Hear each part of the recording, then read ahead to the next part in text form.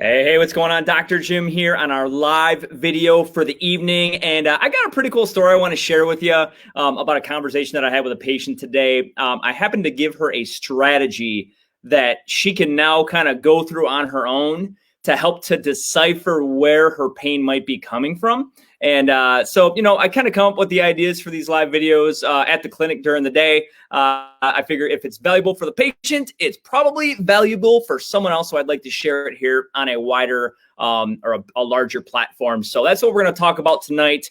So as you are coming in here, if you're watching this live on social media, go ahead and let me know where you're listening in from so I can give you a shout out. I apologize for the very relaxed outfit tonight, but I tell you what, it's like 90 degrees here in Michigan.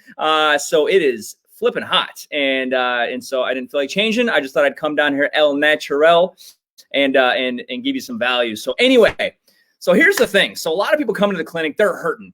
It might be an initial evaluation where we're, kind of getting the history and learning kind of, some of the things that the people have gone through, different previous injuries and things like that. But the one gal today that I talked to, a little background on her, she had a shoulder replaced. Actually, a reverse total shoulder arthroplasty, which is kind of wild. It's a surgery where kind of the shoulder's rotator cuff is shot. And so if you just change the ball out and the socket out, it's not going to work mechanically because the rotator cuff is gone. So they actually flip the joint and they make the socket where the ball is and the ball where the socket is. And it's really cool. And it uses different muscles to help the person to get their arm up.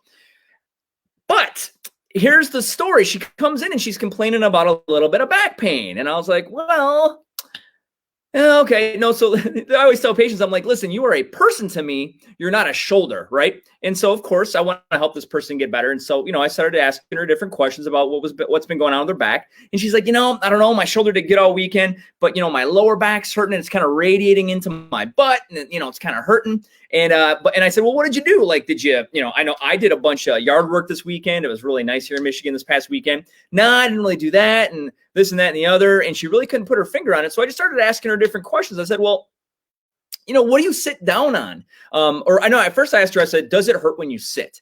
And she's like, well, not really, but it hurts when I get out of a chair. And I go, oh, that's a clue.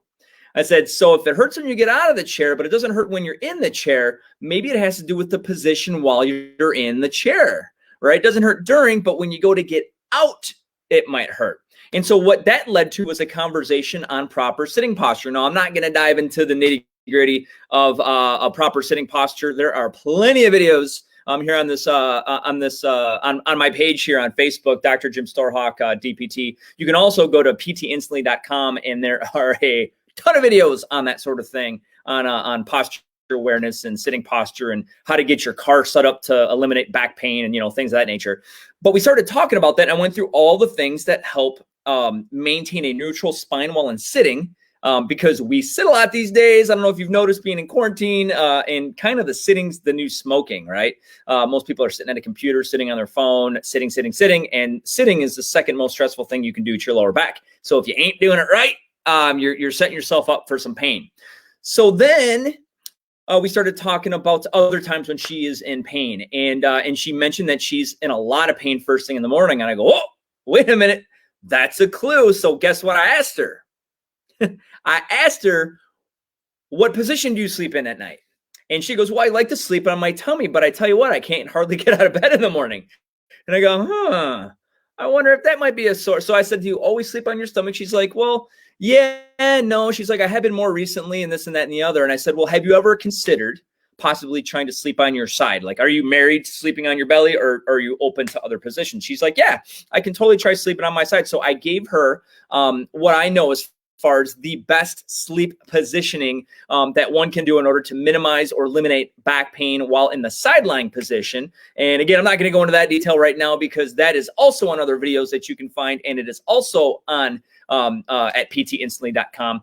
But anyway, so we went over the sitting posture, we went over the sleeping positioning. I gave her a couple different things to do, and what she realized, then the light bulb went on in her head, and she's like, bing! She goes, oh, I've got to back up a step. And I was like, grasshopper, you got it. And so if you're experiencing pain with an activity, like if you wake up feeling like crap in the morning, Then back up a step. Well, what were you doing before you're feeling like crap? Well, I was sleeping. Okay, well, evaluate your sleep position.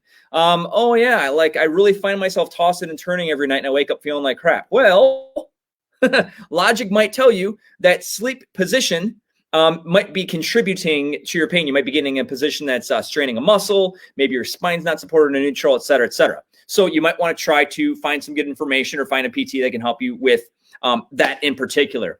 The other thing is like, again, man, I can drive for hours, but I can't get my fanny out of the car. Like everyone says, like drive for a little while and take breaks. And when I go to take breaks, I can barely get out of the car. Well, how does it feel when you're in the car? Well, it kind of feels okay. It's not that great, but man, as soon as I try to get out, man, it is tough. Then you might want to evaluate the position of your car seat. Maybe you need a lumbar support. Maybe you need to adjust the back angle, something like that, in order to not feel like crap when you get out of the car. Gosh, what other things can I think of right now? Sleeping and sitting are huge. Workstation setup. So I don't know if you do any work online.